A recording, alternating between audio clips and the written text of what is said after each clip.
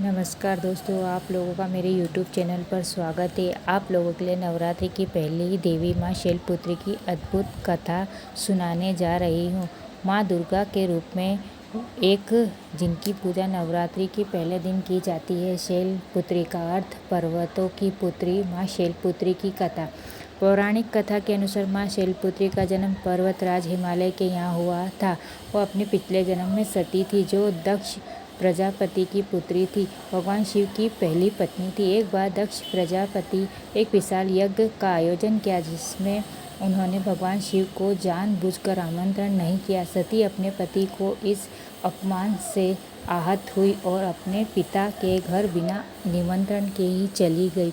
वहाँ उन्होंने देखा कि उनके पिता और सभी रिश्तेदार भगवान शिव का अनादर कर रहे थे। इस अपमान को सहन न कर पाने के कारण सती ने उनकी यज्ञ की अग्नि में अपने आप को भस्म कर लिया। सती इस आत्मत्याग से भगवान शिव अत्यंत क्रोधित हुए और उन्होंने अपने गणों को भेजकर दक्ष के यज्ञ को नष्ट कर दिया। सती के अगले जन्म में पर्वतराज हिमालय के यहाँ पुत्री के रूप में जन्म लिया और तब उनका नाम शैलपुत्री पड़ा। उन्होंने कठोर तपस्या कर पुनः भगवान शिव को अपने पति के रूप में प्राप्त किया। यही कारण है कि शैलपुत्री को शक्ति, धैर्य और तपस्या का प्रतीक माना जाता है। वह भक्तों को स्थिरता और साहस और सफलता का आशीर्वाद देती है। माँ शैलपुत्री का व्रत और महत्व। नवरात्रि के पहले दिन माँ शैलपुत्री का व्रत रखने का विशेष महत्व। यह व्रत कुछ इस तरह किया जाता है कि नवरात्रि में पहले दिन सुबह जल्दी उठकर स्नान करें। पूजा स्थान पर गंगा जल छिड़के उसे पवित्र करें। पूजा की चौकी पर कलश स्थापना करें और माँ शैलपुत्री की मूर्ति या तस्वीर रखें।